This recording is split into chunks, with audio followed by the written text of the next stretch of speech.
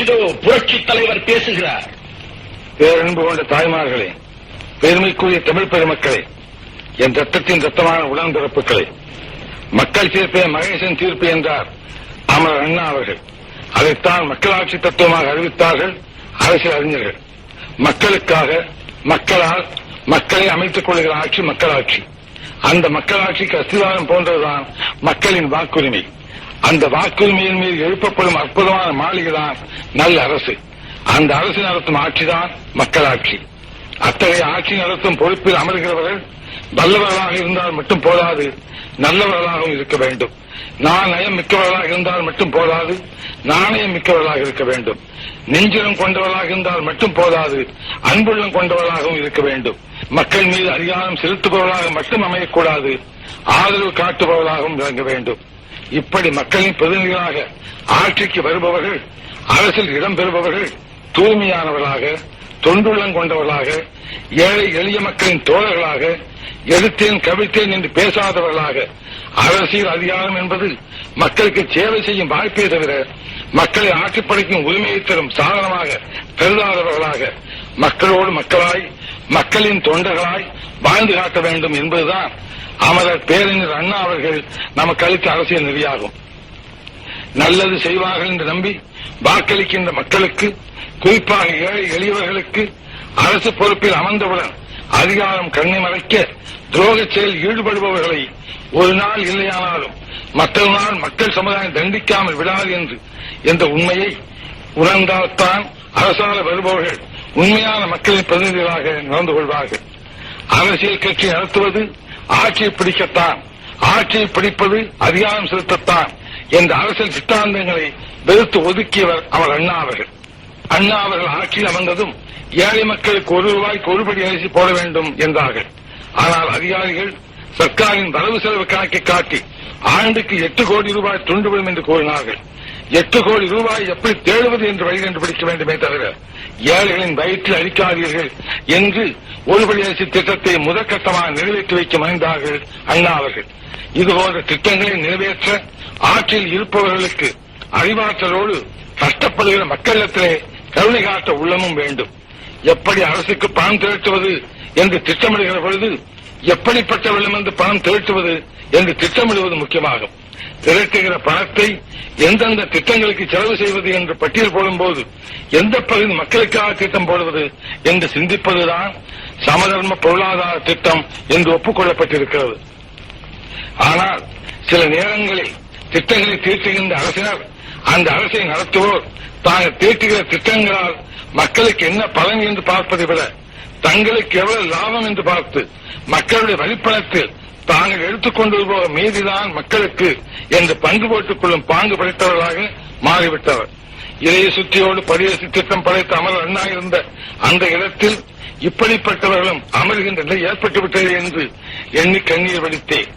அந்த கண்ணீரில் தோன்றியதுதான் அனைத்து இந்திய அண்ணா திராவிட முன்னேற்றக் கழகம்.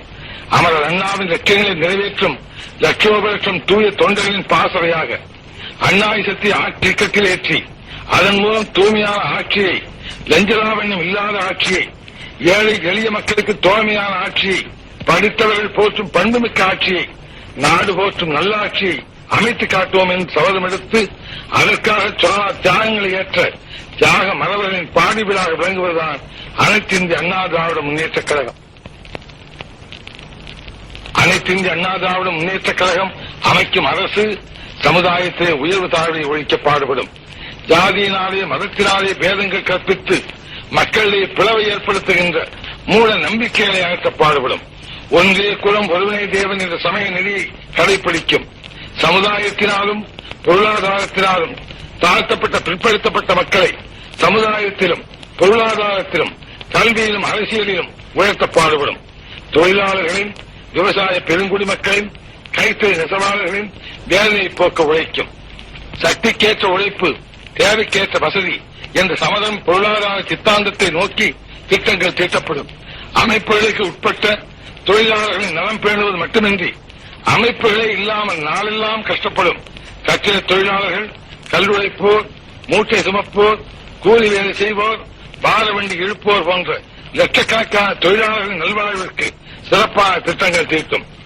ஆண்டில் பாதி நாள் விவசாய தொழில் ஈடுபட்டு மீதி நாளில் கஷ்டப்படும் விவசாய தொழிலாளர்களுக்கு மாற்றுத் தொழில் ஏற்படுத்துவது குறித்து திட்டங்கள் தீட்டி நிறைவேற்றும்.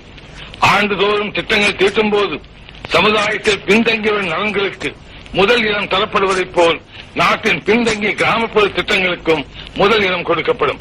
கிராமங்கள் என்ற பெயரை மாறி பெரிய நகரங்கள், சிறிய நகரங்கள் என்று குறிப்பிடும்படி நகரத்தில் உள்ள வசதிகள் கிராமங்களிலும் கிடைக்கும்படி செய்து கிராமங்களிலிருந்து மக்கள் நகரங்களுக்கு குடிபெயராத உணர்வை ஏற்படுத்தும். படித்தவர்கள் பல்வேறு தொழில்களிலும் ஈடுபடும் அளவில் திட்டங்கள் தீட்டும். திட்டமிட்ட பொருளாதார வளர்ச்சி அடைய தொழில் திட்டங்களை நிறைவேற்றும். கலைகள் வளர்க்கப்படும், கலைச்செல்வங்கள் பாதுகாக்கப்படும், கலைஞர்கள் பாராட்டப்படுவார்கள், பாதுகாக்கப்படுவார்கள். யாமறிந்த மொழிகளிலே தமிழ் மொழி போல் இனிதாவது எங்கும் காணோ. தேமது தமிழோசை உலகமெல்லாம் பரவும் வகை செய்தல் வேண்டும் என்று தேசிய மகாகவி சுப்பிரமணிய பாரதியார் பாடியதைப் போல தாய்மொழியாம் தமிழ் மொழியின் சிறப்பினை உலகமெல்லாம் பரப்பும். இந்தியாவின் ஒற்றுமையை வளர்த்து இறையாண்மை காக்க பாடுபடும். மக்கள் தொகையில் சரிபாரியான தாய்க்குலம் சமுதாயத்திலே பெற வேண்டிய இடத்தை பெறாதாலேயே நமது நாடும் அடைய வேண்டிய முன்னேற்றத்தை அடைய முடியவில்லை. பெண்கள் கல்வி, பெண்கள் உயர்வு, பெண்கள் உத்தியோகம் என்றெல்லாம் பேசுகிறோம். பெண்கள் சமுதாயம் உண்மையான சுதந்திரம் பெற்று வாழ்வின் எல்லா துறைகளிலும் சமபங்கு பெற்றால்தான் நாடும் முன்னேறும், நாமும் முன்னேறுவோம். இதைத்தான் உத்தமர் காந்தியடிகள், தந்தை பெரியார் அவர்கள், மூதறிஞர் ராஜாஜி அவர்கள், அமரர் அண்ணா அவர்கள் எடுத்துச் சொன்னார்கள். அவருடைய கனவை நிறைவாக்க அனைத்து இந்த அண்ணா திராவிட முன்னேற்ற கழக அரசு பாடுபடும். அத்தகைய அரசு அமையவும், அமைகின்ற அரசு தூய்மையான அரசாக அமையவும், மக்கள் தீர்ப்பே மகேசன் தீர்ப்பு என்ற நன்மையை தழைக்கவும் உங்களுடைய அன்பும் ஆதரவும் ஆசையும் கிடைக்க வேண்டும் என்று கைகூப்பி உங்களை வேண்டி கேட்டுக் கொள்கிறேன். நன்றி, வணக்கம். வாழ்க அண்ணா நாமம்.